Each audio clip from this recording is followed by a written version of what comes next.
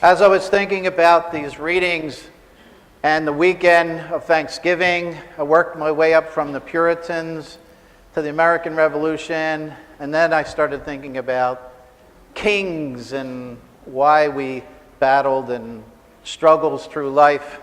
And I thought of the king during the Revolution. That was George III. And George III wasn't necessarily the nicest man and someone that we would want to be following. Later on through history, you might have heard of Henry VIII.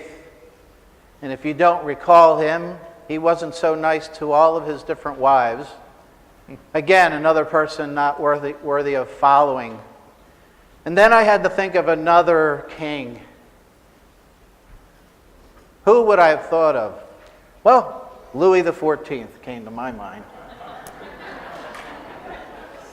He was the longest reigning king in France.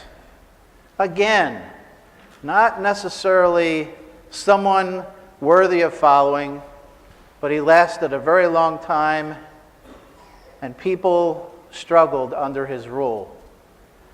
Now, I say this because all of the readings today seem to imply to us that we are to follow a king. And that is something that I think each and every one of us may struggle with. So if you start with the first reading, we'll start with Daniel. And Daniel says, I saw one like the Son of Man coming. We get an inkling of this Messianic king, maybe 200 years prior to Jesus even coming to this earth, and he speaks of the one who is coming. A king who would save them. A different kind of king than the world had seen for a long, long time. And so we go to the second reading of Revelation. And they spoke of Jesus as the ruler of kings of the earth.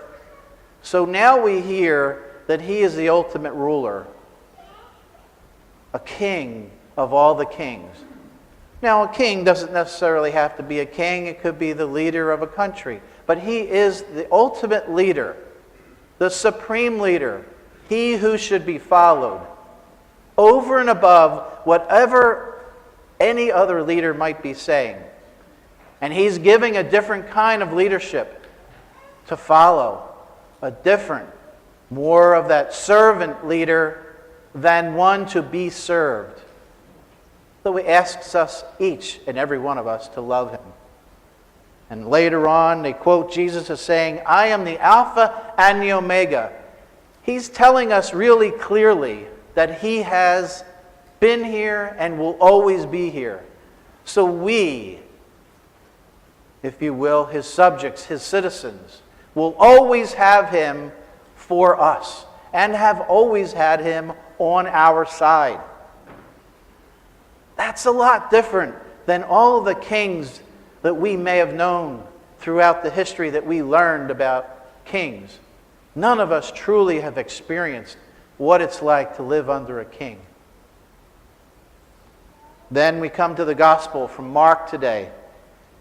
And Jesus says, my kingdom does not belong to this world. Well, what world does it exist for? Well, I think Jesus is trying to pull us towards him into that final kingdom where he is our leader, our guide, our love. He says, I came into the world to testify to the truth. That is what his kingdom is all about. The truth. Everyone who belongs to the truth listens to my voice. Jesus says it clearly. His disciples,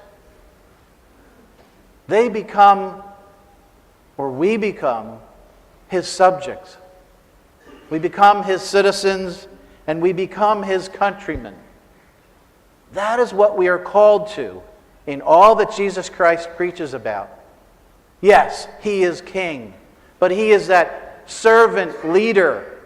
He was the first servant leader. I have read several articles about leadership, about CEOs and different people who try to lead organizations And I've seen a lot of them use the term, we need to be more of a servant leader. Well, Jesus Christ was the first servant leader. He has shown the example of how to lead others. He leads us by asking us to follow, not demanding it. He asks, and each of us have that free will to follow his kingship or not. Sometimes I think it's hard for us to follow anything because we think we are so self-sufficient that we don't need a leader. We don't need this king. But at the core of our life is God. And the core of what he teaches is love. And if we cannot live in this world and live the love he asks of us, the world will continue to stumble and fall. A king, a monarch, a ruler, a sovereign, these are things that I don't think we clearly comprehend. And what is asked of from many of the kings is they want to see us to live as they tell us with their strong arm. They tend to almost abuse. They love power and they like to dictate. That's not what Jesus is talking about. He is that humble servant leader who didn't come here to win lands. He didn't ask for treasures. He came to guide us to love, to know his truth, to listen to his voice. That's all he is asking.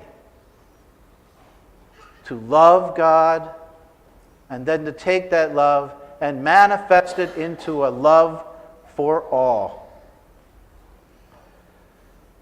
He teaches us that true love is what is power. True love is what is power. So can we trust this king? Will we follow this king? Will we submit? What a word, submit. Can I honestly ask anybody here, have you ever submitted? Well, God, our King, is asking us to submit.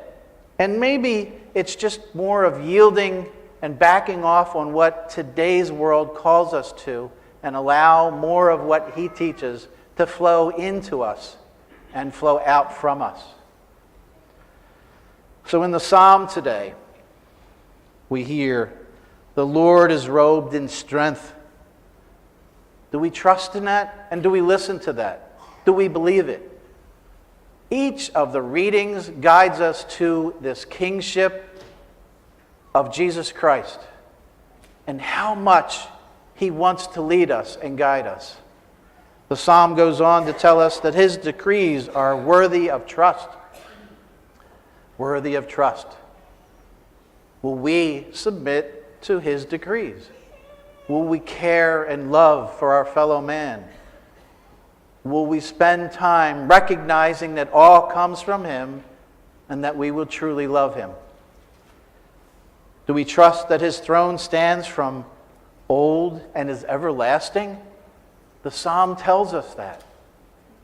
Again, going back to the Alpha and Omega, he has always been king. He has always wanted us to love him. He hasn't asked any of us and demanded it. He gave us that free will. What are we doing with it? Will we choose to submit to this king and live the life that he asks each and every one of us to? So maybe throughout this week, we can live by this little mantra or repeat it to ourselves, because this is where we are going. Jesus, remember me when you come into your kingdom.